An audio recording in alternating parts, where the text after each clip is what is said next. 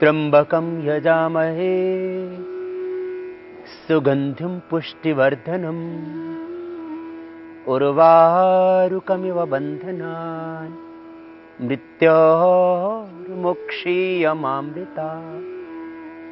ॐ विश्वानि देव सवितर् दुरितानि परासुवा यद्भद्रं तन्नहासुवा।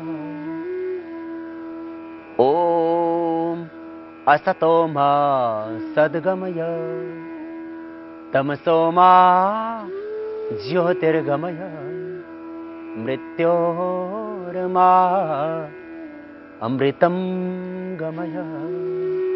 ॐ शान्तिः शान्तिः शान्तिः।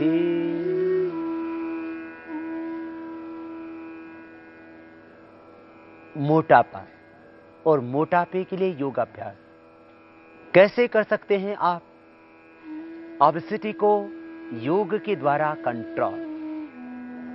मोटापा नहीं रहेगा योग से, निश्चित रूप से। बस आपको करना पड़ेगा प्राणायाम। और मोटापा जिन कारणों से हो रहा था उनके ऊपर भी थोड़ा सा ध्यान देना होगा। मोटापे का मुख्य कारण है शारीरिक श्रम का अभाव। इसलिए थोड़ी श्रमशीलता लाएं जीवन में।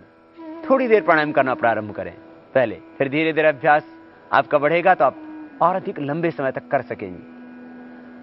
श्रमशीलता का अभाव, शारीरिक श्रम का अभाव एक मुख्य कारण मोटापे। कुछ लोगों को वंशानुगत भी होता है तो कुछ लोगों को थायराइड के कारण से। और वंशानुगत जो होगा उसको आप वंश की परंपरा में जो चला आया था उसको मैं ये कहूं कि आप पूरी तरह से मिटा देंगे ऐसा तो नहीं कह सकता, लेकिन इतनी बार जरूर कहता हूं, आपने यदि प्राणायाम योगाभ्यास करना शुरू कर दिया तो वो आपको मोटापा परेशान नहीं करेगा। अर्थात योगाभ्यास प्रारंभ से ही आपने करना शुरू कर दिया तो वंशानुगत रूप से होने वाला मोटापा आपको ज्यादा बाधित नहीं करेगा। थोड़ा बहुत 5-7 किलो ज्यादा वजन हो जाए तो कोई बड़ी बात नहीं, लेकिन जिन घरों में, परिवारों में 90-90, 1-1 क्विंटल के 90-90 किलो और 1-1 क्विंटल के जो व्यक्ति होते हैं वो समस्या आपको नहीं घेरेगी।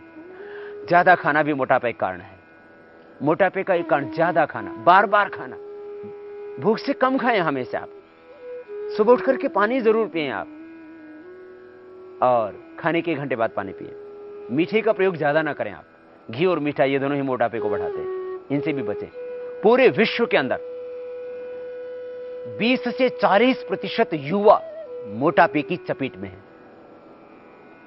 20 से 40% युवा वर्ग दुनिया का मोटापे से पीड़ित है, और 10 से 20% पूरी दुनिया के बच्चे मोटापे से ग्रसित है। बहुत बड़ी बात आपको मैं कह रहा हूं कि योग से ये सारे लोग, माने करीब 200 करोड़ लोग कम से कम मोटापे से पीड़ित है।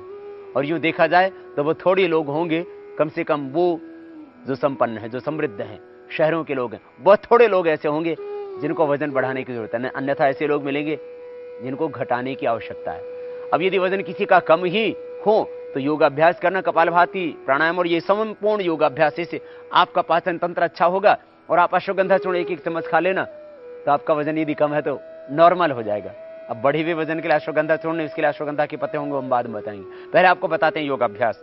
योगाभ्यास के द्वारा किस तरह से आप अपने इस मोटापे पर नियंत्रण पा सकते हैं। और मोटापा जब ज्यादा बढ़ जाता है तो फिर डायबिटीज की प्रॉब्लम आ घेरती है, क्योंकि जब पेट पर ज्यादा फैट बढ़ा तो फिर पेनक्रियाज ने काम करना कम शुरू कर दिया तो फिर आप डायबिटीज की चपेट में आ गए।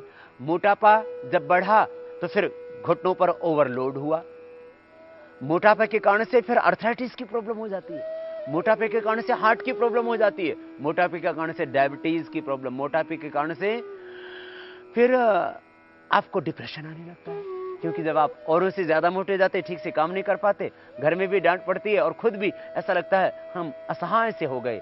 आत्मनिर्भरता आएगी प्राणायाम से, योग से, तो मोटापा भी दूर होगा। मोटापे के कारण से होने वाली समस्याओं से भी छुटकारा मिलेगा जब मोटापा ही दूर हो जाएगा। मोटापा जब ज्यादा बढ़ गया तो फिर कमर में भी दर्द होने लगता है, क्योंकि जब पेट ज्यादा बढ़ गया तो फिर कमर का बैलेंस बिगड़ गया और यूं पेट आगे सामने तन गया, कमर पीछे से झुक गई। इसलिए